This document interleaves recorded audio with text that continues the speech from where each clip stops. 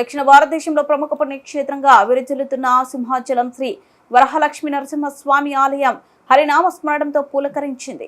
ఎటు చూసిన భక్తజన సందోహం కనిపించింది. సింహాద్రినాథుడు జన్మ నక్షత్రం స్వాతి హోమంలో ఆలయ వ్యవస్థాపక ధర్మకర్త కుసపాటి అశోక్ గజపతిరాజు, కర్ణాటక మంత్రి బేచార మన్నా, మాజీ మంత్రులు గంట శ్రీనివాసరావు, సోమిరెడ్డి చంద్రమోహన్, ఎంపీ వేడి రఘురామకృష్ణంరాజు, శాసనసభ్యులు గణపబాబు, మాజీ శాసనసభ్యుడు పి విష్ణుకుమార్ రాజు, దివంగత నేత పూసపాటి ఆనంద గజపతిరాజు, సత్యమణి సుధా గజపతిరాజు, సింహాచలం దేవస్థానం ధర్మకర్తల మండలి మాజీ సభ్యులు గంట్ల శ్రీనుబాబు, అనేక మంది ప్రముఖులు స్వాతి నక్షత్ర హోమంలో పాల్గొన్నారు.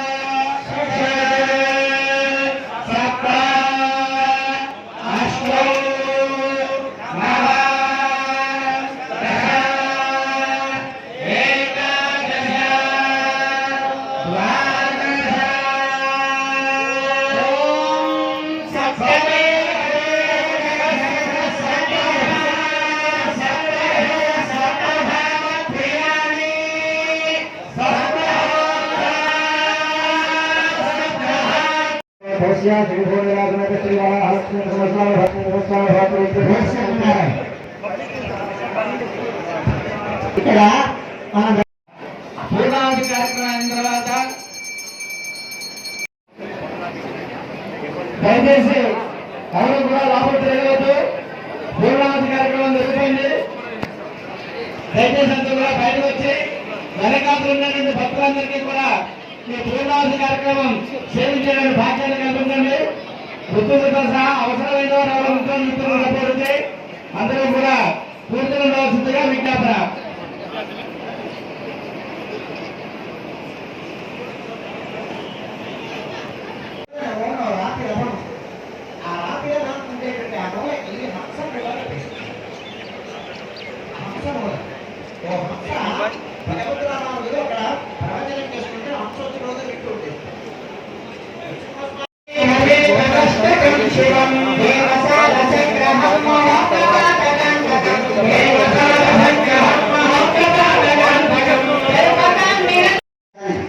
ఆయన నృసింహస్వామి అంతగా అయితే మనం చూడడంలో తేడా.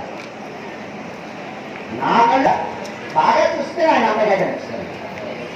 అదే ఆయన హరియురువంతాన్ని అసలమైనప్పుడు కోప్పడాలి చూపించేది. రెండు ఆయనే ఇలా ఉండాలి మనుషుమా అని చెప్పారు అన్నమాట. వీటితో పూర్వభాష స్వీకరించాలన్నా వాళ్ళు వస్తారన్నమాట. నరసింహ ప్రభుత్వ తరపున ఆయన ఇక్కడ ముందు ఉండేటువంటి స్వామి చక్రనారాయణ స్వామి, బలినారాయణ స్వామి అంటారు. ఆ ముందు కుండం భగవంతుడు 4 చోట్ల ఉంటాడు అని. ఎలా ఉంటాడంటే బింబంలో ఉంటాడు. మామూలుగా అయితే మనం పరమపదంలోనో వైకుంఠంలోనో ఉంటాడంట. అక్కడి నుంచి వచ్చినటువంటి ఆయన అర్చామూర్తిగా ఇప్పుడు కలియుగంలో విగ్రహ రూపంలో ఉంటాడు. విగ్రహ రూపంలో ఉండేటువంటి స్వామి మనకు ఎలా ఆయన విగ్రహంలో ఉన్నాడు అని ఎలా తెలుస్తుంది అంటే, శిల్పి దగ్గర శిల్పశాలలో ఉన్నప్పుడు ఆ విగ్రహం ఎలా ఉంటుంది, ఆ శిల్పం మీదకి ఎక్కి పులితో కొడుతూ ఉంటాడు శిల్పి. అక్కడ దండం పెడతామండి శిల్పశాలలో ఉండేటువంటి విగ్రహానికి. అదే ఇక్కడికి వచ్చిన తర్వాత అక్కడేమో రత్నన్యాసం చేసి యంత్ర ప్రతిష్టాపన జరిగిన తర్వాత ఒక మంత్రపూర్తమైనటువంటి ఒక ఆవాహన జరిగితే దానికి నమస్కారం చేస్తుంది. అవునా? అంటే మంత్రానికి శక్తి ఉంది, యంత్రానికి శక్తి ఉంది అని దీనివల్ల మనకు అవగతం అవుతుంది కదా. ఏంటి మంత్రం అంటే? వేదం. వేదం అంటే ఎవరు? భగవంతుడి నోటి నుంచి వచ్చింది. అంటే భగవంతుని యొక్క వాక్కుకి శక్తి ఉంది అని చెప్తుంది. అట్లాంటి మంత్రభూతమైనటువంటి శక్తి కలిగినటువంటి బింబాన్ని ఆరాధించడం ఒకటి. అలా కాకుండా ఆ బింబంలోనే ఉండేటువంటి స్వామి మనకి కుంభంలో ఉంటాడు, కలశావాహనం. ఏ కార్యక్రమం చేసినా కలశావాహనం చేసుకుంటాం కదా. అంటే నీటిలో పరమాత్మ ఉన్నాడు అని తెలుస్తుంది. అలాగే కుండంలో నిప్పులో పరమాత్మ ఉన్నాడు, నీటిలో పరమాత్మ ఉన్నాడు, నిప్పులో పరమాత్మ ఉన్నాడు, ఏదో శిల్పంలో పరమాత్మ ఉన్నాడు, ప్రకృతి అంతా పరమాత్మ ఉన్నాడు. మండలం అంట, ఈ ప్రకృతి మండలం అంతా పరమాత్మ వ్యాపించి ఉన్నాడు. ఇది ఆగమ శాస్త్రం చెప్పింది అన్నమాట. ఇది చతుస్థాన అర్చనం అంట.